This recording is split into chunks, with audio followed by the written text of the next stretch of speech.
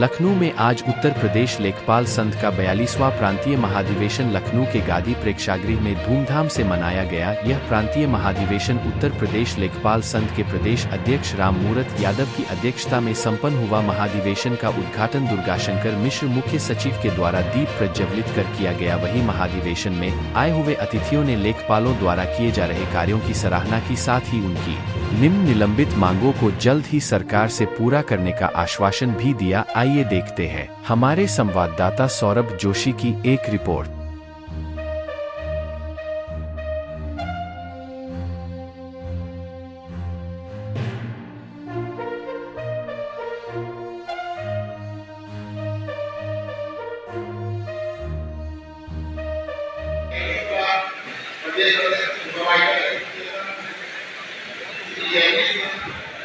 गोरखपुर गया था, रास्ते में हरैया तहसील में मैं कुछ देर के लिए रुका था, तो वहाँ के एसडीएम और तहसीलदार ने मुझे बताया कि हरैया में ज़मीन की कीमत 1 करोड़ बीघा से ज़्यादा हो गई।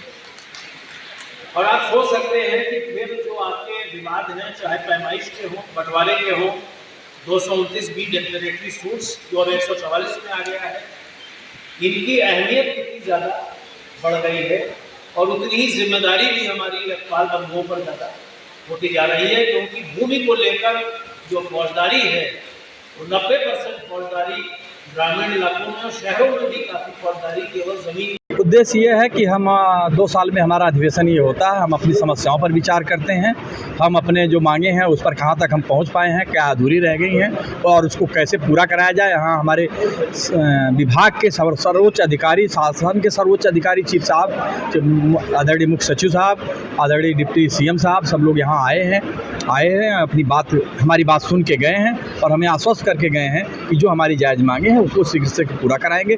अभी हमारे पास आदरणीय चेयरमैन साहब जो हमारे राजस्व परिषद के चेयर मुखिया हैं वो आएंगे हमारे बीच में, हमारी समस्याओं को सुनेंगे, जो कि समाधान उनके स्तर से भी बहुत ज़रूरी होते हैं जो निकलते हैं। हम प्रयास करेंगे उनके सामने भी अपनी बातें प्रमुखता से रखें, जिससे वो हमारी बातों का समाधान, हमारी समस्याओं का समाधान करें। कौन सी मुख्य मांगे हैं? मुख्य मांग है हमारे यहाँ अंतरमंडलीय हस्तांतरण बहुत प्रमुख मुद्दा है, जिसमें बहुत दूर दूर तक अपने घरों से 1,000 किलोमीटर दूर पर सेवा करने के लिए बाध्य हैं बच्चे, उसमें महिलाएं भी हैं, बच्चे भी हैं जो अपने घरों से दूर सेवा कर रहे हैं, उनके हस्तांतरण की मांग है।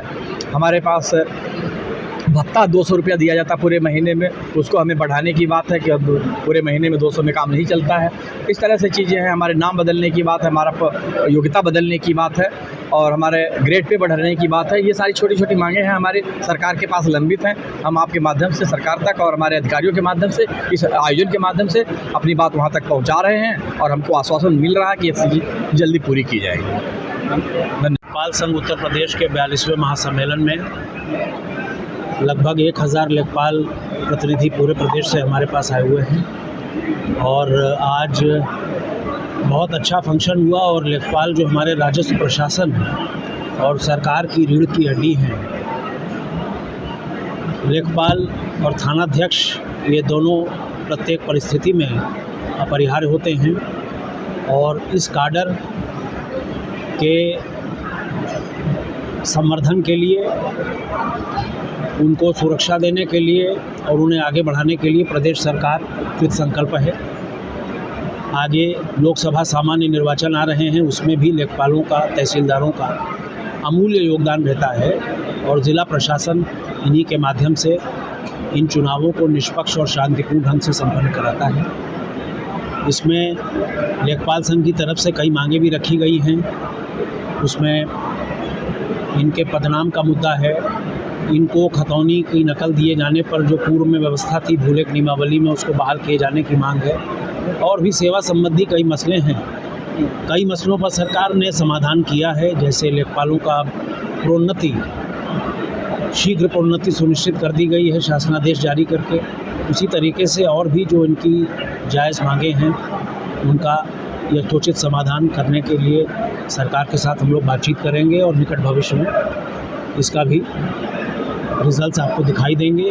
और मैंने ये अपील भी की है सभी लेखपालों से कि जो आपको एक जिम्मेदारी दी गई है राजस्व संहिता में, जो एक फील्ड में आप फुट सोल्जर्स हैं सरकार के, तो उसी तरीके से सरकार के लोक कल्याणकारी कार्यक्रमों को फील्ड पर पहुंचाएं और जो भी डिज़ास्टर में या इलेक्शन में या पशुगणना आ रही है, इसमें आपका जो सहयोग है उसे पूरे योगदान के साथ दें। और हमारे लेखपालों को जो नई टेक्नोलॉजीज़ आ रही हैं, लैपटॉप मोबाइल दिया गया है, लेखपाल धीरे धीरे टेक सेवी हो रहे हैं और अब सारी चीज़ जो है वो इलेक्ट्रॉनिक और कंप्यूटराइज्ड सर्वे पर जा रहे हैं। तो वो एक चुनौती